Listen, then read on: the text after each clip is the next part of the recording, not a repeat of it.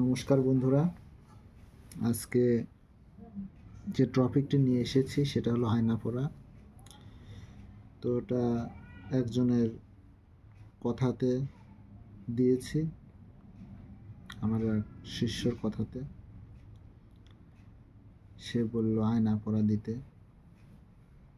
তো কাজটি একটু কঠিন আছে, তবে ঠিক মতো করলে কোনো অসুবিধা নেই। তো প্রথমে বলিনি যে আয়না পড়ায় যে আয়নাটি ব্যবহার করা হয় সেটা এসে আয়না নয়, এটা হলো আশেপাশে কোথাও শ্মশান কালী পূজায় যে মাকে যে আয়নাটি দেওয়া হয়, কিংবা তখন একটা নতুন একটা আয়না মায়ের আসনে রেখে মাকে স্পর্শ করে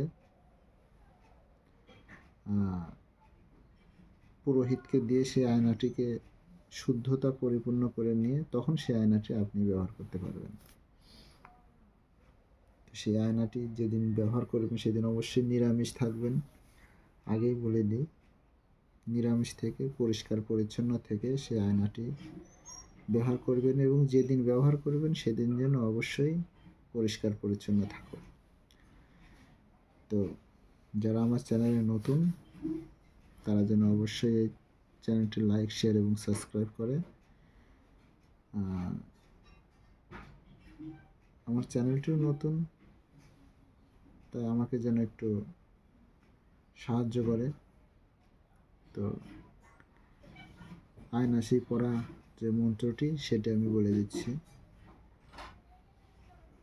দুই চক্ষে দেখুন, চার চক্ষে বন্দিনু, আকাশ বন্দিনু, থাক থাক লোকজন আমার দিকে চেয়ে চায়, এরেন্ডির তেল ভেরেন্ডির তেল, জলের কুমির ডাঙার বাঘ, আমার মন্ত্র সবে সবে লাভ, আমার মন্ত্র যদি নড়িস, পূজার গুরু বা পদে ঠেলিস। দেখে নিলা, এটা আপনারা দেখেও না, আমি যেগুলো দিই সেগুলো স্বচক্ষে দিই। এই খাতাতে প্রচুর আছে, এরকম প্রচুর। 10 টাকা আছে পকেটে, 5 টাকা। তো দেখে নিন মন্ত্রটি আর একবার। তো এখানে যে মন্ত্রটি দেওয়া আছে মুখস্থ করে নেবা, মুখস্থ অবশ্যই করবা, একদমই বলতে হবে।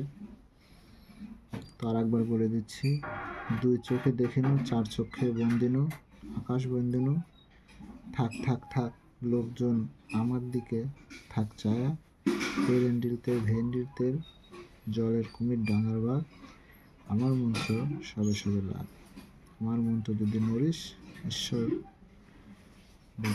পূজার গুরু বা পদে ঠেলিস। তবে মন্ত্রটি যেদিন শুদ্ধ করবেন, সিদ্ধি করবেন, সেদিন অবশ্যই নিরামিষ, পেঁয়াজ রসুন মাছ মাংস থেকে বঞ্চিত থাকবেন। আর কোনো অমাবস্যার দিনে মন্ত্রটি মুখস্থ করলে সব থেকে বেশি কার্য হবে, তবেই মন্ত্রের গুণ আপনি বুঝতে পারবেন যে হ্যাঁ মন্ত্র কাজ করে। তো অমাবস্যা যেদিন হবে সেদিন মন্ত্রটি লিখে নিবা, লিখে মুখস্থ করে নেবা। মুখস্থ করে নিয়ে যখন মন্ত্রটি ব্যবহার করবা, তখন ঠাকুর ঘরে কি যে কোনো যেখানে আপনার সেই বিদ্যা খাটাবেন, পরে সে মন্দিরে হোক ঠাকুর ঘরে হোক, আয়নাতে 3 বার বলে নিতে হবে। প্রথমে নিজের গায়ে 3 বার, তারপর আয়নাতে 3 বার। তো তুলা রাশির লোক হতে হবে, অবশ্যই যেন তুলা রাশি হয়। তুলা রাশির লোক এই কাজটি করলে সব থেকে ভালো কাজ করবে।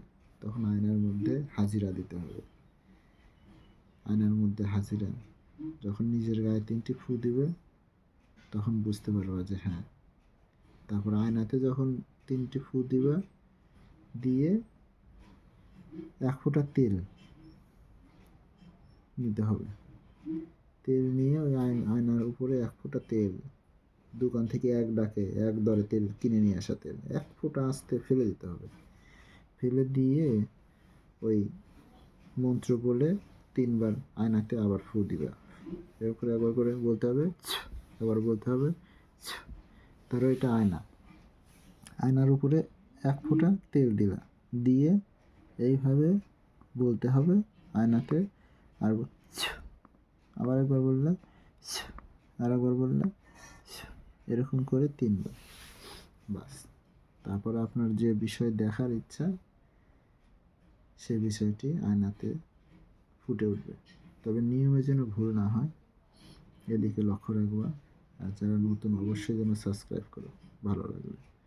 আর নতুন চ্যানেল অবশ্যই আমার চ্যানেলে গিয়ে ঘুরে আসবা, দেখবা আর অনেক কিছুই নতুন জিনিস দেওয়া আছে।